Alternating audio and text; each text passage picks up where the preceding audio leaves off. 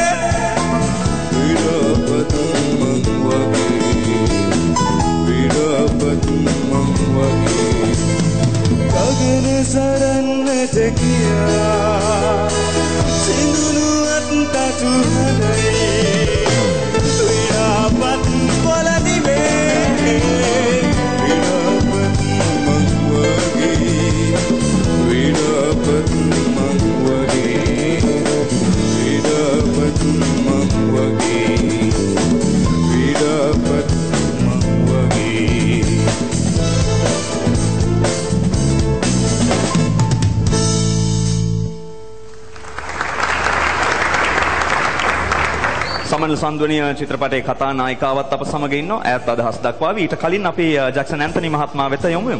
මම දුටුවා රිෂි මේ ගීතයේ ප්‍රාසංගික බව චිත්‍රපටයෙන් උකහා ගත්තයි කියලා. මොකද මේක මේ අර මත් බමන ගීයක් මේක.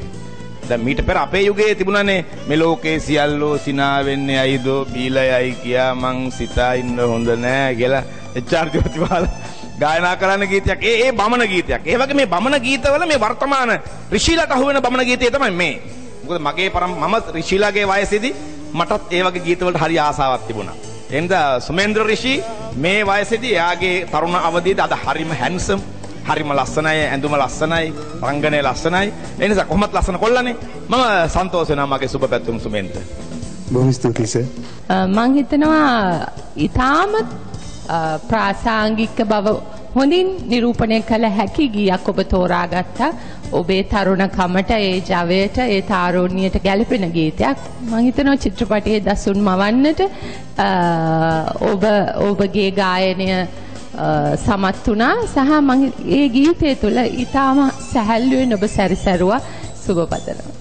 බොහොම ස්තුතියි මැඩම්. සුමේන්ද්‍රගේ මම දැකපු එක ලක්ෂණයක් තමයි බය නැතුව ගීතය ගායනා කළා. ඒක හොඳ ලක්ෂණයක්. අනිත් එක දැන් මේ ගීතේ අර එක එක රේන්ජස් වල ගයන්න තියෙනවා. දැන් ඉහළින් ගයලා නැවත ඒකම පහළින් ගයන්න තියෙනවා. දැන් ඒවා ඔබ ඊට හොඳින් පරිපාලනය කරගත්තා. සුබ ප්‍රාර්ථනා කරනවා ඉදිරියටම යන්න කියලා. සුමේන්ද්‍ර ඒ චිත්‍රපටයේ අපි දැකපු ඒ චරිතය, ඒ දර්ශනය, ඒ ආයුරින්ම වේදිකාවේ අද ඉදිරිපත් කළා කියලා මට හිතෙනවා.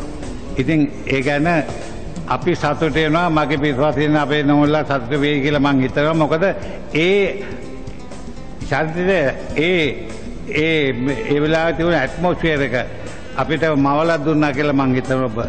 ඒකට ඔබට ස්තුතියි. බොහොම ස්තුතියි සර්.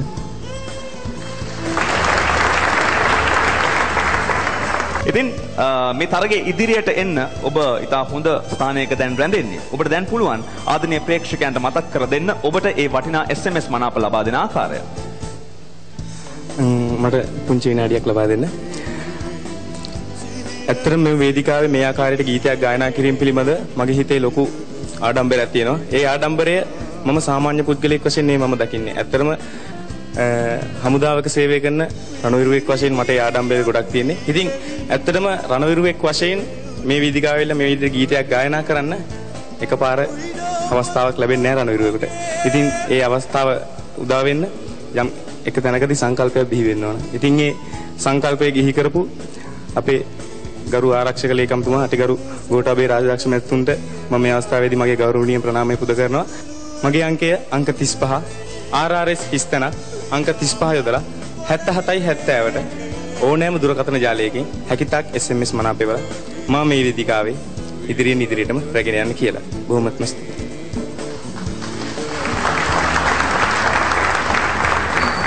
විදේශ රටවලත් ඔබට ආදරය කරන ප්‍රේක්ෂක ප්‍රේක්ෂිකාවන් ගොඩක් ඉන්නවා. ඉතින් ඔවුන්ටත් දැන් රණවිරු රියල් ස්ටාර් මිෂන් 4 හිදී අවස්ථාවක් ලැබෙනවා SMS මනාප ඔබ වෙනුවෙන් ලබා දෙන්න.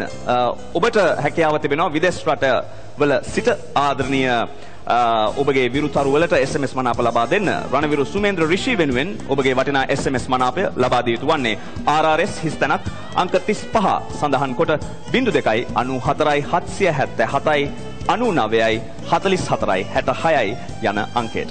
එහෙනම් ප්‍රතිඵල සමග මීළඟ සතියේ හමු.